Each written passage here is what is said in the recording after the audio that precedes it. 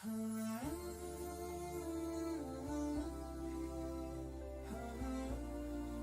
اللہ، مجھے اس مہینے میں گناہوں کی معافی مانگنے والوں میں قرار دے، اور مجھے اپنے نیک اور پیروی کرنے والے بندوں میں قرار دے، اور مجھے اپنی بارگاہ کے مقرب دوستوں میں سے قرار دے، اپنی مہربانی کے صدقے میں، اے سب سے زیادہ رحم کرنے والے۔ بسم اللہ الرحمن الرحیم۔ اللہم صلی علی محمد وآل محمد۔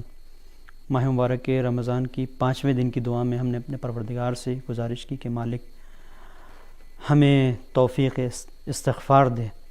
منزل یہ ہے، اس دنیا میں انسان کا وجود ایسے ہی ہے کہ جیسے کسی ایک جگہ پر ایک آئینہ رکھا ہوا ہے اور اس جگہ پر بہت ساری دھول ہے، بہت ساری ڈریس ہے، بہت ساری اس طرح سے خاک اڑ رہی ہے۔ ایسی جگہ پر جتنا جتنا یہ خاک اڑ اڑ کر اس آئینے کے اوپر جاتی رہے گی، اتنا اتنا وہ آئینہ گندا ہوتا رہے گا، اور اتنا اتنا اس آئینے میں اگر آپ اپنی تصویر کو دیکھیں گے تو تصویر دھندلی نظر آئے گی، اور کچھ دن کے بعد ایسا ہوگا کہ یہ آئینہ بالکل اتنا گندا ہو جائے گا کہ اس آئینے میں اور اینٹ ٹھیلے پتھر میں کوئی فرق نہیں رہے گا۔ فرض کریں ایک ایسی جگہ ہے کہ جہاں پر دھول اڑ رہی ہے، جہاں پہ خاک اڑ رہی ہے، ایک آئینہ رکھا ہوا ہے۔ یہ آئینہ جب صحیح جگہ پر تھا تو آپ کو آپ کی تصویر دکھاتا تھا، لیکن جب کسی ایسی جگہ پر ہے جہاں مسلسل اس کے اوپر خاک پڑ رہی ہے تو پہلے آہستہ آہستہ تو یہ آپ کی تصویر کو دھندلا کرے گا، پھر ایک منزل وہ آئے گی جب تصویر نہیں دکھے گی، اور ایک منزل وہ آئے گی جب خاک اور گرد اتنی بڑھ جائے گی کہ پتہ بھی نہیں چلے گا کہ آئینہ کہاں رکھا ہوا ہے۔ انسان کے وجود کے اندر دل ایک آئینہ ہے، انسان ایک آئینے کی صورت ہے اپنے دل کو لیے ہوئے۔ اب اس دنیا میں بہت ساری چیزیں ہیں کہ جن کی خاک اس کے اوپر پڑ رہی ہے، یہ گناہ، یہ آلودگیاں، یہ انسان کا حب نفس، یہ ساری وہ چیزیں ہیں کہ جہاں پر مسلسل اس آئینے دل پر خاک پڑ رہی ہے، اور یہ وہ آئینہ ہے کہ جس کے اندر پروردگار کی سکونت ہے۔ القلب حرم اللہ لا تسکن فلا تسکن فی حرم اللہ غیر اللہ۔ یہ دل حرم الہی ہے، اس میں کسی اور کو سکونت مت بخشو، اس میں کسی اور کو آنے مت دو۔ تو یہ دل کا آئینہ جتنا شفاف ہوگا اتنا انسان اپنے پروردگار سے قریب ہوگا۔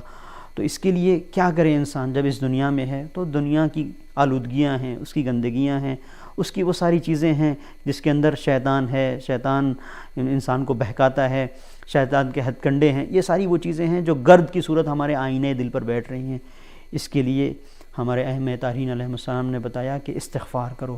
ہم جتنا جتنا استغفار کریں گے اپنے دل کے آئینے کو اتنا اتنا صاف کریں گے۔ اور یہاں پر ہم اپنے پروردگار سے دعا کر رہے ہیں کہ پروردگار ہمیں توفیق استغفار دے، ہمیں مستغفرین میں قرار دے۔ اللہم اجلنی فیہ من المستغفرین۔ آج کے دن ہم یہ دعا کر رہے ہیں کہ ہم استغفار کرنے والوں میں قرار پائیں۔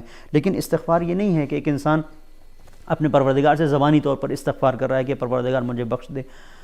حدیث میں ہے، بیان کیا گیا کہ استغفار یہ ہے کہ اگر تم نے کسی کا مال لیا ہے تو اس کو جا کر واپس کرو اور پھر استغفار کرو۔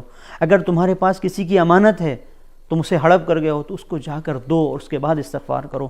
اگر تم نے کسی بندہ مومن کو ستایا ہے تو پہلے اس کے دل کو راضی کرو پھر استغفار کرو۔ اگر تم نے کسی کو پریشان کیا ہے تو پہلے اس کو اپنے آپ سے راضی کرو پھر استغفار کرو۔ ایسا نہیں ہے کہ ہم گناہ کرتے جائیں اور پھر سوچیں کہ ہم استغفار کر رہے ہیں۔ بالکل ایسے ہی ہے کہ جیسے مثال کے طور پر ہمیں جانا ہے ایسٹ میں، ہم ویسٹ کی ٹرین میں بیٹھے ہیں اور دعا کر رہے ہیں کہ پروردگار ہم ایسٹ میں پہنچ جائیں، کبھی نہیں پہنچ سکتے۔ کہ اگر ہم مثال کے طور پر ہمیں جانا ہے دہلی اور ہم بمبئی کی ٹرین میں بیٹھے ہیں تو جائیں گے ہم بامبے، ہم دہلی نہیں پہنچیں گے۔ جتنا بھی ہم کوشش کرتے رہیں کہ ہم کہتے رہیں کہ ہم فلاں جگہ پہنچ جائیں، ہمیں بمبئی پہنچنا ہے، لیکن اگر دہلی کی ٹرین میں بیٹھے ہیں دہلی پہنچیں گے، بمبئی نہیں جا سکتے ہیں۔ اس کے لیے ہے کہ صحیح سمت میں ہم بیٹھیں، صحیح ٹرین کو ہم انتخاب کریں، صحیح منزل پر ہم بیٹھیں، صحیح سواری کا ہم انتخاب کریں۔ اسی طریقے سے ہے استغفار۔ استغفار اس وقت قابل قبول ہے کہ جب ہم استغفار کو اس کے شرائط کے ساتھ کریں۔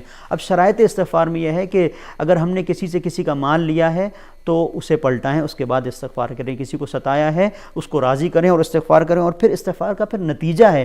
پروردگار نے احادیث معصومین کے ذریعے ہمیں بتایا کہ اگر کوئی استغفار کرتا ہے تو کیا عطا ہوتا ہے۔ جو استغفار کرے گا اسے چند چیزیں ملتی ہیں۔ جعل اللہ لہ من کل ہم و غم فرجا۔ پروردگار ہم و غم سے اسے نجات دیتا ہے، یہ پہلی منزل استغفار کا نتیجہ۔ دوسری چیز من کل خوف امنا، خوف پریشانی اس سے پروردگار اس کو امان میں رکھتا ہے۔ اس کے علاوہ تیسری چیز من کل ضیق مخرجا، پروردگار تنگی سے نکالتا ہے۔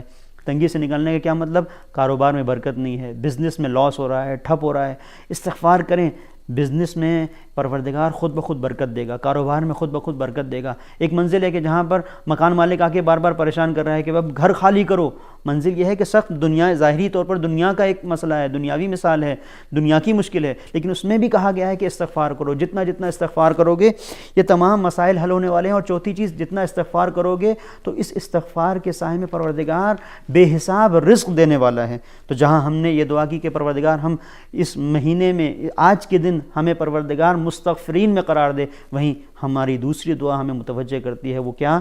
وہ یہ کہ پروردگار اپنے صالح بندوں میں ہمیں قرار دے، اپنے اولیاء کے ساتھ ہمیں قرار دے۔ اور یہ بہت اہم مرحلہ ہے کہ جہاں پر ہم اگر اولیاء الہی کے ساتھ ہیں اور بندگان صالح خدا کے ساتھ ہیں تو اب ہمارے اندر وہ ساری چیزیں پیدا ہونی چاہیے جو پروردگار کے صالح بندوں کے اندر ہیں۔ اب صالح بندوں کے اندر کیا ہے؟